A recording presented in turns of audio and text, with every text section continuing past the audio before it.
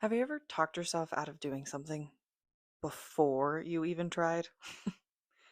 What if the biggest thing holding you back isn't your ability, but the story that you keep telling yourself? By the end of this episode, you'll have a simple way to stop doubts from turning into beliefs that limit you. Think about a rock climber standing at the base of a cliff. They look up at the wall above them, searching for the next handhold, the next foothold. Before they even start climbing, they pause. They check their harness. They feel the tension in the rope. They study the route in front of them. They know there's a chance they could fall, but that possibility doesn't stop them from climbing. It simply helps them prepare. Just like a climber uses that pause to plan their next move, we can use doubt to prepare ourselves before we act. Hey, it's Coryne, your mental performance coach for everyday life, and welcome back to Everyday MVP. Everyone has doubts. Every athlete, artist, student, entrepreneur, everyone. Most of us treat doubt like a stop sign, but really, it's more like a climber pausing at the base of a cliff. Doubts aren't there to stop you, they're caution signs, small signals asking you to evaluate the risk before moving forward. Doubts aren't the enemy, they're actually there to protect us. They're part of our brain's safety system that helps us pause, think things through, and then plan our next move. But sometimes we start to ruminate on those doubts. Instead of asking, is this risk worth taking? We start asking, what if everything goes wrong? And that's where doubts start turning into something more dangerous. They start to shape the story we tell ourselves about who we are. And that story can hold us back more than any real obstacle ever could. So let's talk about how to stop letting doubts turn into beliefs that limit you and keep you from reaching your potential. A self limiting belief is a perception you have about yourself that holds you back from achieving what you're actually capable of. Doubts start small and feel temporary. They sound like, why do I always mess up? I'm bad at this. I'm not good enough. What if I mess up? What if I disappoint them? But over time, they start shaping how we see ourselves. They become self-limiting beliefs. I always mess up becomes I'm a failure. I'm bad at this becomes I suck. I'm not good enough becomes I'm not enough. What if I mess up becomes I'm going to mess up. And what if I disappoint them becomes I'm a disappointment. Our brains like to predict things because predictions make us feel safe. But sometimes that prediction isn't protecting us. It's trapping us inside limiting thoughts. Let me ask you something for a second.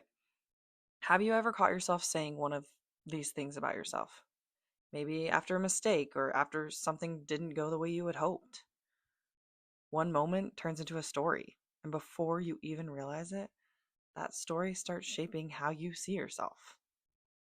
If you notice a doubt starting to feel more permanent, here's a little trick I've been using with my clients for years. It's simple, but it can completely shift how you think about your abilities. All you do is add one little word to the end of your doubt, the word yet. Instead of saying, I'm not good at this, start saying, I'm not good at this yet. Instead of, I'm not a writer or an athlete or whatever, try, I'm not a writer yet. That one small word change, it changes the entire meaning of the sentence. It turns something that feels permanent into something that is still in progress. Now, once you've noticed a self-limiting belief, you can also start separating yourself from it. Author Brené Brown talks about the difference between identity and behavior. She says there's a big difference between saying, you are bad, and you did something bad. If a child lies, that's behavior they can change. But if they believe they are a liar, where is the space for growth? The same applies to us. You might make mistakes. You might struggle. You might fail. I mean, I can guarantee all of those things will happen. But that doesn't mean you are a failure. You might be making a mess, but that doesn't mean you are a mess. A lot of our doubts come from past mistakes. Maybe you messed up during a performance. Maybe you failed an exam. Maybe you tried something once and it didn't go well. And suddenly, the story becomes, I'm a failure. I suck. I'll never be good at it. But mistakes are events. They are not identities. One mistake might tell you something about what happened, but it does not tell you who you are. When we replay past mistakes over and over, they destroy our focus and confidence. But when we treat them as lessons, they become information we can use to improve. There's a concept in psychology called self-efficacy. It is your belief in your ability to accomplish a task or succeed in certain situations. And that belief affects everything. How you approach challenges, how much effort you put in, and whether you keep going when things get hard. In fact, one of the biggest reasons people fail isn't a lack of ability. It's a lack of belief in their ability. Your brain constantly searches for evidence that your beliefs are correct. If you believe the thought, I'm terrible at this, your brain will start noticing every mistake you make. But if you believe the thought, I'm learning, your brain will start noticing improvement. You believe what you repeatedly tell yourself. Your brain is always collecting evidence, so be careful what belief you ask it to prove. Pay attention to how you talk to yourself. Before you finish this episode, I want you to do something simple. Take a moment and think of one doubt that shows up for you a lot. Maybe it's, I'm not good enough. I'll never get better. I always mess things up. What if I embarrass myself? Now ask yourself this question. Has that doubt quietly turned into a belief about who you are? If it has, here's your challenge. Rewrite the sentence. If it's an I am statement, separate the behavior from your identity. Instead of I'm a failure, try I'm learning how to handle failure. If it's an I'm not statement, add one powerful word, yet. I'm not good at this yet.